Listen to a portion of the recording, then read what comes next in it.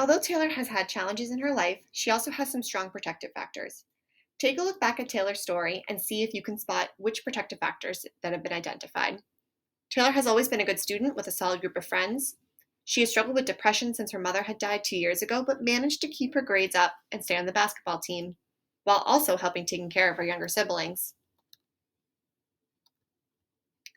Variables that kept students healthy and safe: the connectedness, ability to cope, and access to mental health care.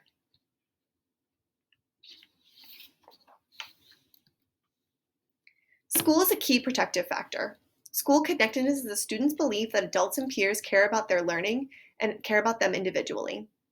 All faculty and staff contribute to whether students feel connected to school. To build a connection, interact with students in positive ways, help students engage with peers and adults during school and activities. A few activities that ECS has to improve and enhance connectedness are morning and afternoon meetings, advisories, and a variety of SEL activities that you do every day in the classroom or as a grade. Connectedness improves academic achievement and healthy behaviors and is related to reductions in suicidal thoughts and attempts. So how can we build protective factors in students as we close this year and go into the next school year? We encourage staff to get creative in encouraging students to participate in classes, activities, and individual check-ins. Also letting students know that they can be a trusted adult in their life, whether that's in person or virtual.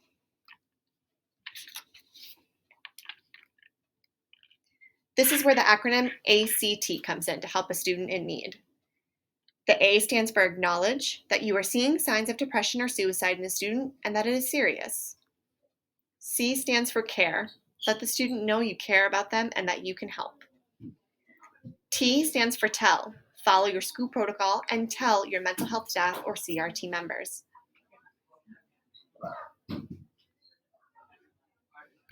Let's look back at Taylor's story. What could you do if Taylor was sitting in the back of your classroom or if they were checking in with you through an email?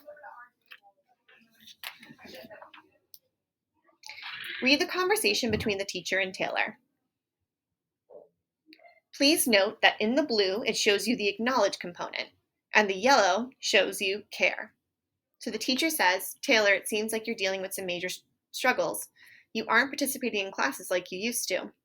Taylor states that she's fine and that feels like she doesn't want to talk. The teacher says she understands that you don't feel like talking, but your friends say that you aren't talking to them either. And this is the care component, that they care about you and is going to keep trying. Taylor says that they're fine. The teacher notices that drinking at school is not something that people who do are fine. You can talk to me.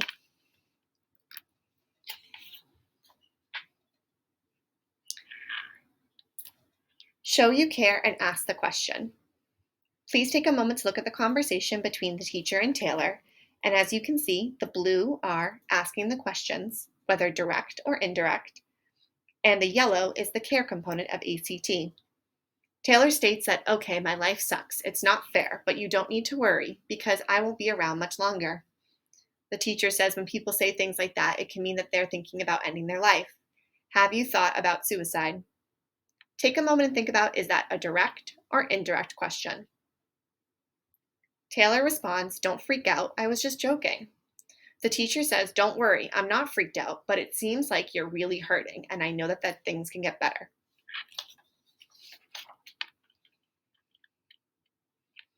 Here's the tell, T in ACT. Look through the conversation between the teacher and Taylor. The teacher states, we have people at school who know how to help kids who are dealing with big issues like this. Taylor says, help how? In this case, a teacher would identify a CRT member, how to get to help they need, and let's go see them together. Taylor says they don't want to talk to anyone else, that they're just going to get in more trouble. Can we just drop it? And the teacher says, no, I can't drop it. Your safety's too important to me. Let's walk down to the counseling center together.